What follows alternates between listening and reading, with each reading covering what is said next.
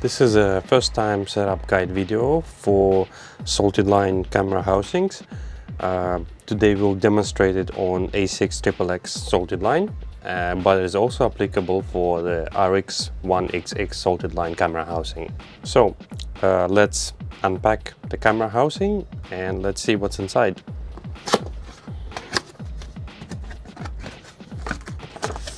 We have a general notice. Another general notice, silicone grease and a spare O-ring,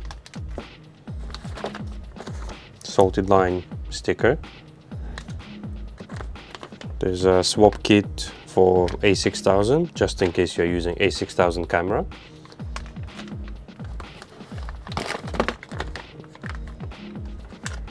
Zoom gear for 1650 or 10-18. And this is a LCD cover, like a sunshade. There's a instruction manual, silica anti-fog packets, and there's one more sticker, and a baggie with the spare latch springs.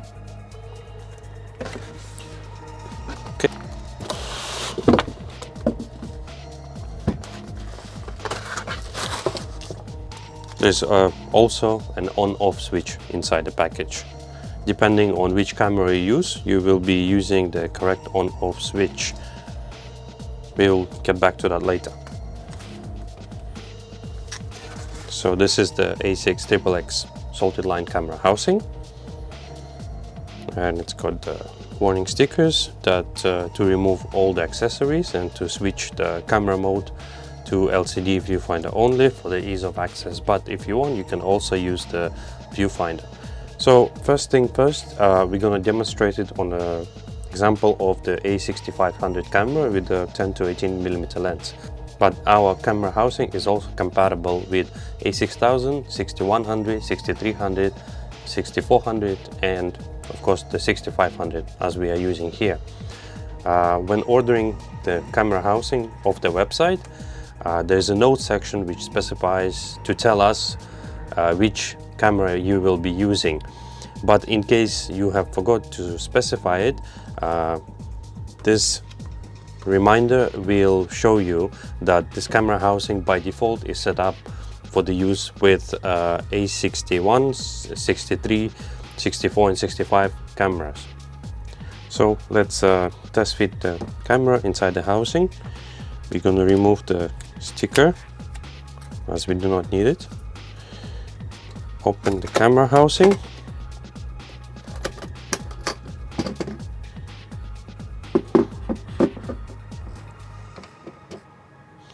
And test fit this camera with 10-18mm lens. Before you insert the camera, you need to make sure you have the correct on-off switch.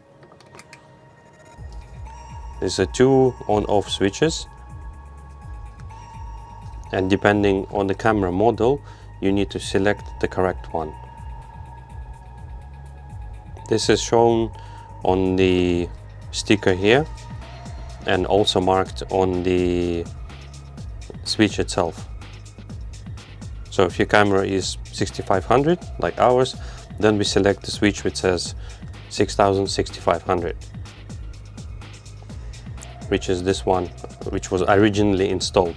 Also by default the housing comes with two zoom gears, one for 10-18, which can be found inside because we are using 10-18, and another one for 16-50, which came into the package. But depending on the notes, if you have left the notes that you'll be using 1650 lens, then you'll find the 1650 zoom gear inside the camera housing and the 10-18 inside the bag.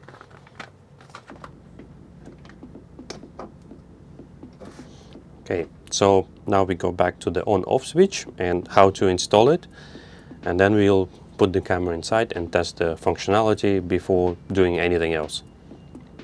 So the switch the letters 6000, 6500 should be facing you, and this little notch should be away from you.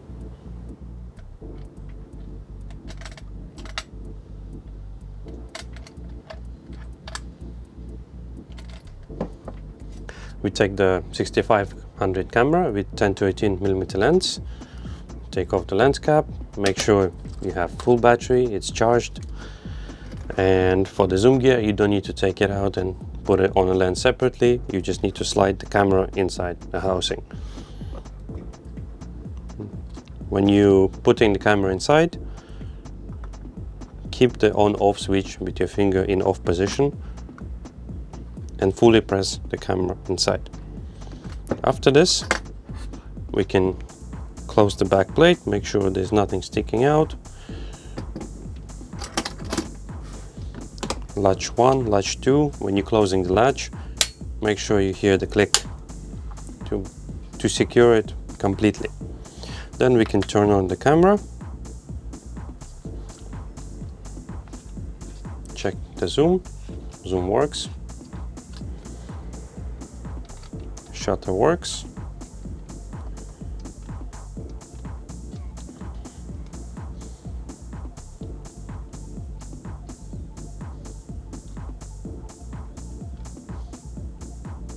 If your camera is Sony a6000 and you have not mentioned it on the website when ordering, then you will need to change this swap kit, which is specifically for a6000. So to do that, you need to open the camera housing and put it away. The parts we'll be changing are only on the back plate.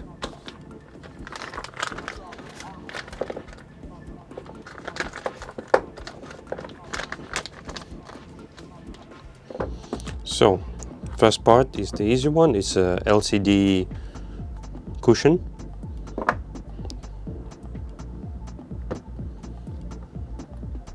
We put it inside the guide rails.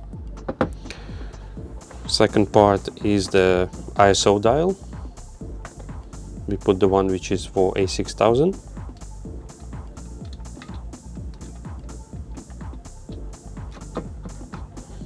Third and fourth parts are the top dial rubber controls.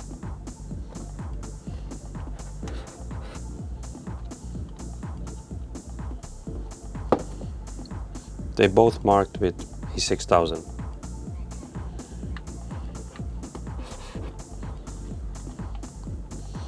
And the last part is the plate that goes all over the buttons, because the a6000 camera is slightly thinner.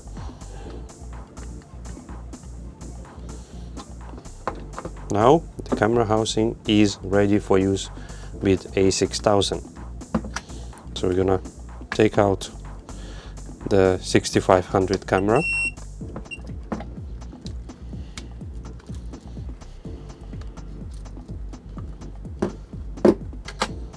And change it to a6000.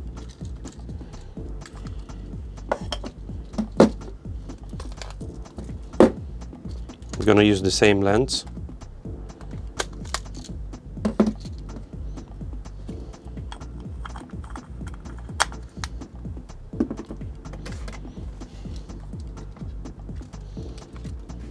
And repeat the same process as we did before. Place the camera inside, make sure nothing is sticking out. Close the camera housing, turn the camera on,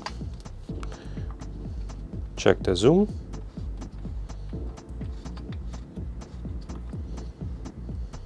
and check the functionality.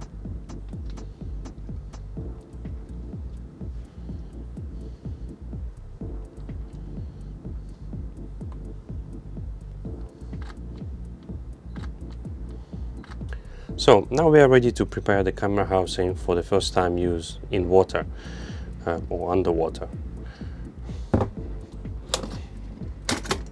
Gonna open the camera housing, take out the camera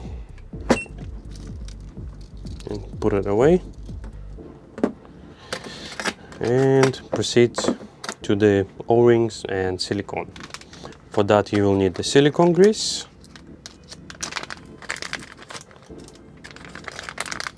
and this little tool. This is a spare O-ring, which is for this part. This is called the main O-ring, and this is the main part, and this is the secondary O-ring. So you would need the spare O-ring to change maybe once a year, or in case this O-ring gets damaged. So we don't need this right now. The silicone grease. Okay. Use this tool to pick an O-ring. Don't use anything metal or sharp. Take it out. Take tissue.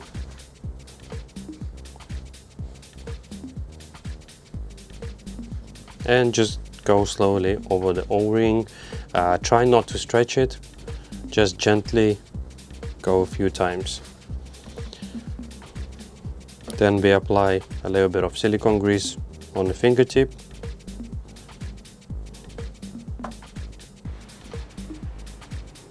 In this motion, place the O-ring between your thumb and the index finger and start pulling the O-ring gently through your fingers. After a few laps, the O-ring should be equally distributed. And then we can place it back. Make sure there is no hair or sand or any other debris in this groove, so it's worth checking it out as well.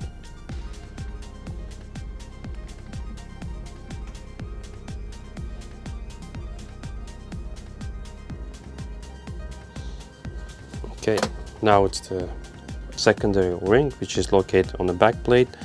We do the same thing. We pick it up, remove it, take tissue, place it inside, and go all around to again clean and make sure there's no debris or any sand or anything there. To do the same step with the back plate O-ring, pulling it slightly but not too much, so we're not trying to stretch it. If we stretch it, it will not gonna fit. And apply silicone grease to the finger and pull it through again.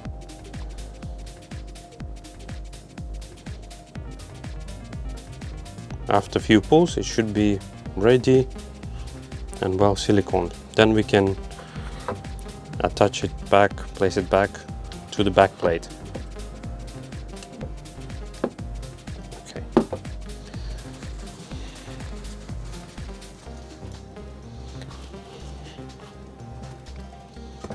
Then we're gonna check the O-ring which is here.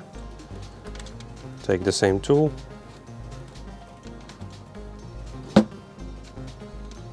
And undo it. This is the port for the pistol grip connection. So if there is no pistol grip, this is where this plug goes. Inspect the O-ring.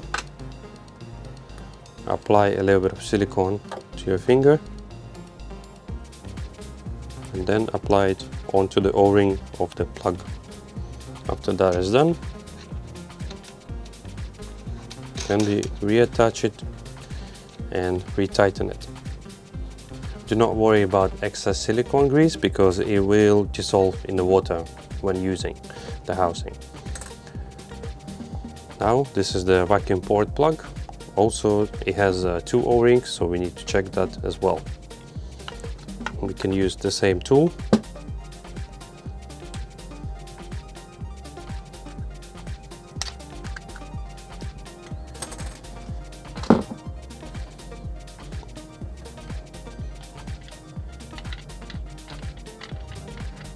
This O-ring is very sticky, so be careful not to leave it on a cap. The actual position should be here.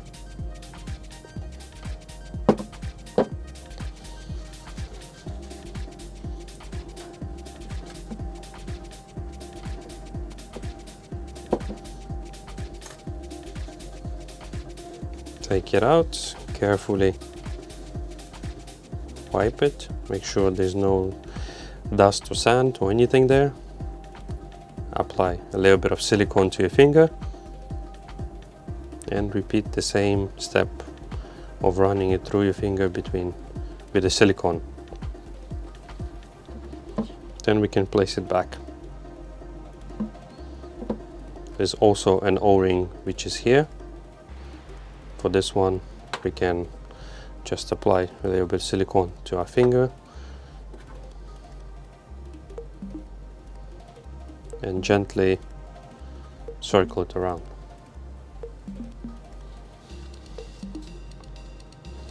Now we can place it back and retighten it.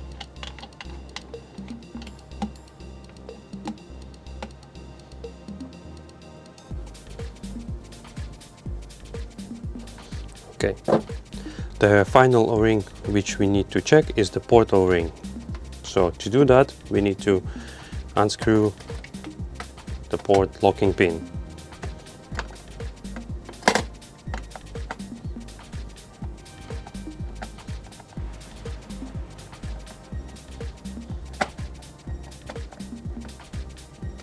Okay, that is done. Now we can take off the port. We spin it anti-clockwise.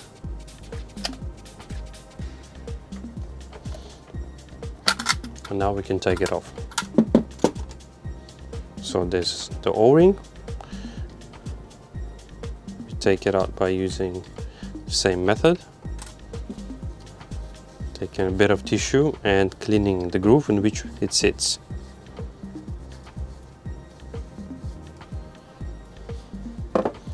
Then we're gonna clean the O-ring itself.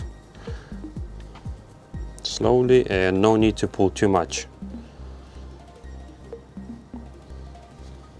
After that is done, then we apply a bit of silicone to a finger and again pulling the O-ring through our fingers.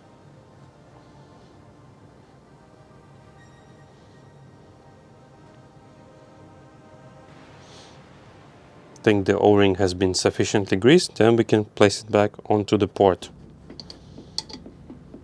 Okay. And now we can reattach the port back to the front of the housing. To do that, align the dot which is on the port and on the housing. Press it and spin it clockwise. Then we secure it back with the locking pin.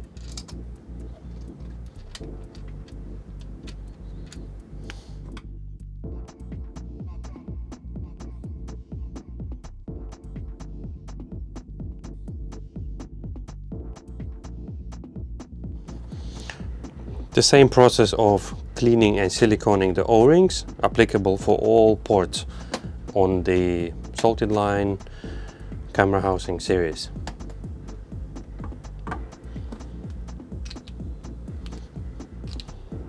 Now that it's done, we can close the housing and it's ready to be tested underwater for the first time. Just a side note, each camera housing is checked and siliconed before we actually ship to our customers, but this process is useful as you need to know how to maintain and keep your housing clean. In case you purchased a vacuum pump system, I will show you how to use it on A6XXX Salted Line camera housing. But the same principle applies for the RX1 XX Salted Line. So this is called the VPS 100 valve and we're going to install it here. First, we need to remove the vacuum pump cap. Set it aside. Then we can attach the VPS 100 valve to the housing.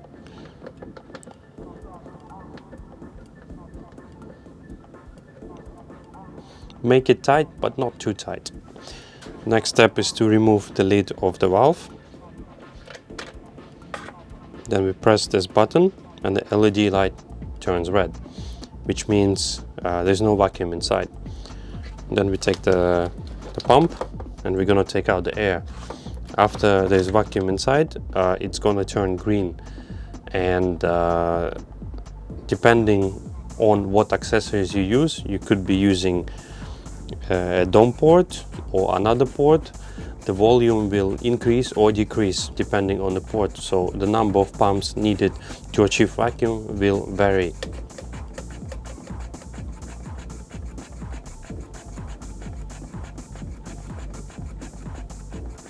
Typically for small housing like this, it will not take that many pumps to achieve the green light.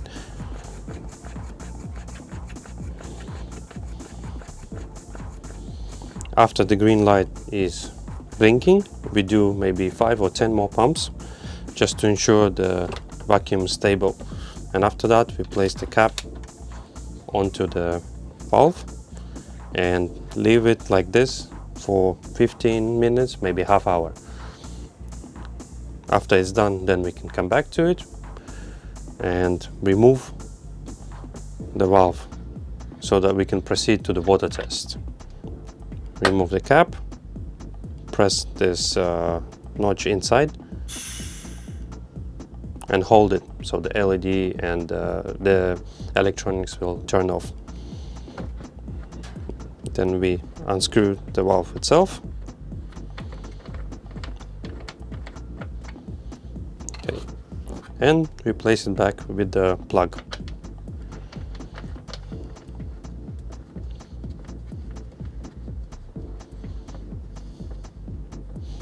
Okay, now we can proceed to the water test. Submerge the camera housing fully underwater and start pressing each button individually. This will allow the excess air that's being trapped under the button to come out, and also ensure that each O-ring in every button is working properly. Then what you want to do is to place your camera housing at the bottom of the tank and leave it for about 30 minutes. You can place something heavy on top of it, and that way it will stay there. Once this test is complete, you can safely use it out at sea.